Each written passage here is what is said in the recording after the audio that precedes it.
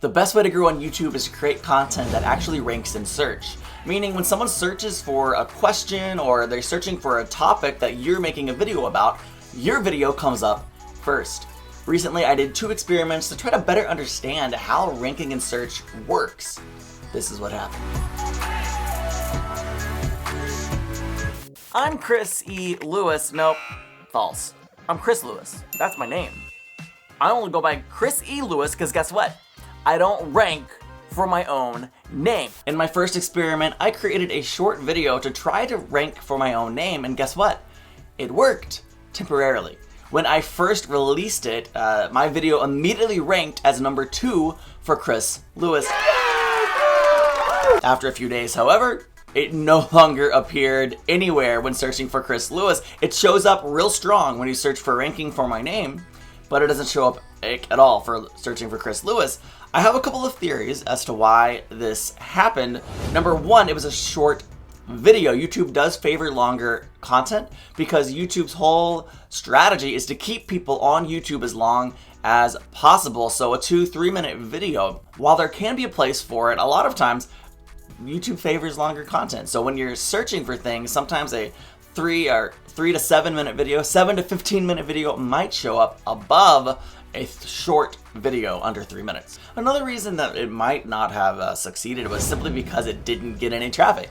I didn't get a lot of people to search Chris Lewis and click on it, and it's possible that if something is there in search and nobody clicks on it, that YouTube's like, no, this shouldn't rank anymore. Now there was one unexpected result that I'm very happy about.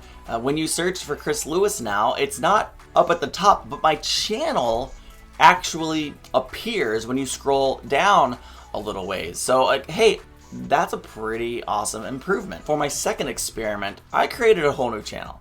I've always wanted to have a reaction channel, and when WandaVision, the new Marvel TV show, came out on Disney Plus, I thought, this is my chance. And so I created a reaction channel and I reacted to every episode of WandaVision on that channel. I started from scratch and was consistent for 7 weeks. Now that's not really enough time to grow a channel, but the results were interesting. Now for the first 3 weeks, I gotta be honest, I didn't put a lot of work into the actual marketing of this. The thumbnail was a generic thumbnail that I just used for the first 3 weeks, and the description was a basic description that I just used for the first 4 videos, simply because I was doing this at 3 in the morning before work, like recording, editing, the whole gambit.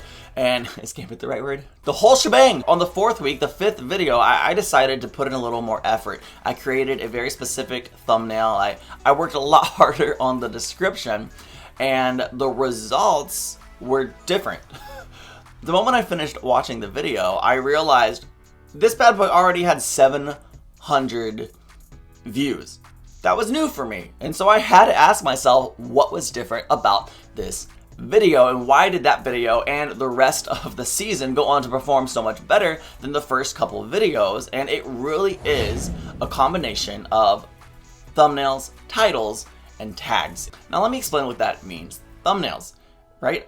A clear and clickable thumbnail, a thumbnail that's creative, stands out, and is clearly related to your topic is going to get more clicks than a thumbnail that is just generic and boring and not that exciting.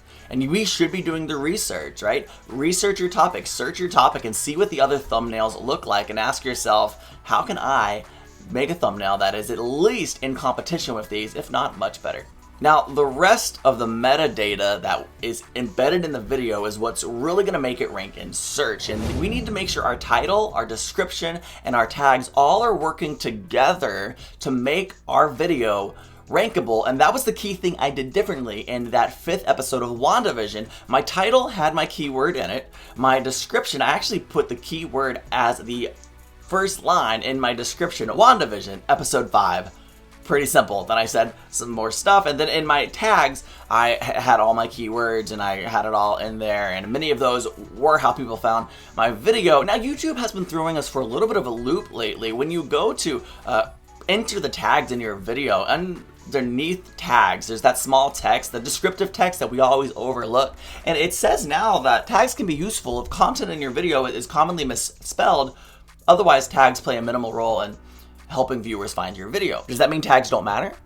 No, tags still matter, especially if it is something that is commonly misspelled, right? Like for me, WandaVision, it's one word, but I made sure my tags had WandaVision plus Wanda space vision, because people are going to be looking for both. I also suspect that tags might help your video still show up in a Google search. We really don't know, but the point is you have to do the research to come up with your keyword phrases anyway, so you might as well include them. Now, I've used the word keywords a couple times in this video. Let me make sure that we're all on the same page about what a keyword and a keyword phrase is. If you're doing a study about reading scripture and you're wanting to teach people how to do it, then you might have a simple keyword such as reading the Bible or how to read the Bible. A keyword phrase, it goes a little deeper and goes a little more specific. How to read the Bible for teens. How to read the Bible for men. You want to be as specific as possible, and there's certain tools that can help you do that. So one of those is the underscore trick. You're wanting to do a video about Bible reading. So let's search Bible reading and let's see what comes up. So there's some things that come up here. We see that it has a score of 45, which actually is better than I would have thought. That's the vidIQ score. I have both installed. So if we scroll down, we can see the TubeBuddy score. They're a little bit different, so I kind of like to look at both and compare.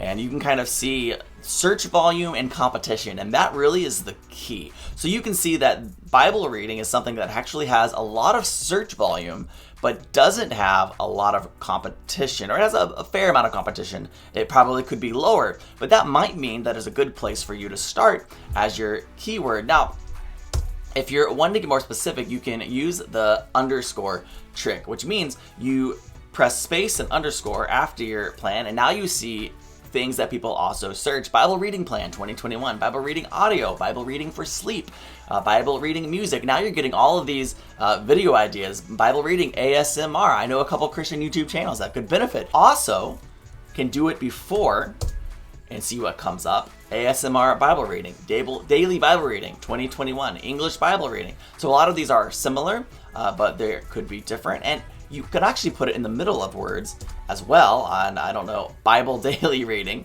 Bible reading audio.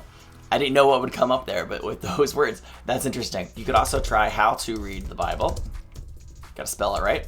How to read the Bible for beginners. How to read the Bible Project. How to read the Bible for all it's worth. I don't know what this even is. I'm curious enough to click on it now. What is this? Is this a class? Is this just a keyword that people use that I never would have thought of? That actually has an overall score of 70 on vidIQ. It says that the competition is very low and that the volume's not as high as simple Bible reading. Not as many people are searching for it, but the competition is very low. So maybe you have a better chance of ranking and getting views in search for something like this. And the TubeBuddy score is also better. Now, TubeBuddy says that the competition is a little higher than vidIQ does. That's why I like to use both and just kind of average it out. But both of them give a better score than the other one. So use the tools available to you to find a video that will rank in search and work for you, right? Lower competition for smaller channels is going to be a lot better for you. So get as specific as possible, because the more specific you are, the less competition you have.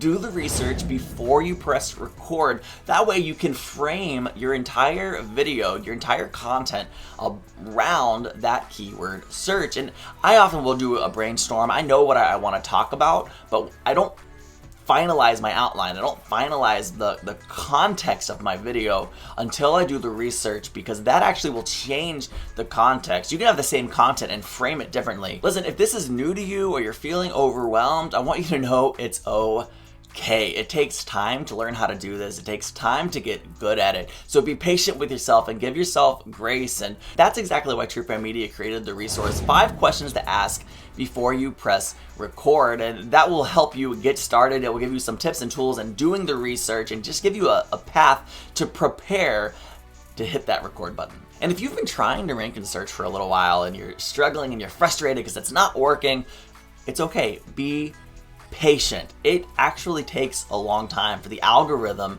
to get used to the type of videos you're making and to learn how to show your videos to the right people. As a matter of fact, research and studies and people have said that it can take up to 30 to 50 videos before the algorithm finds your sweet spot. 30 to 50 videos. Now that doesn't just mean any 30 to 50 videos. It means 30 to 50 videos of you consistently creating the same kind of content and targeting and speaking to the same people. So I just want to encourage you, have faith, have hope, have confidence, be consistent, keep making videos. Don't lose hope. Don't worry if you're not seeing results just yet. Be sure to download 5 questions to ask before you press record, and let us know, is there an area, a part of this that you would like TrueFam Media to go deeper into, to be more specific and give more information on? Let us know in the comments. Like this video, subscribe, turn on bell notifications, and we'll see you in the next video.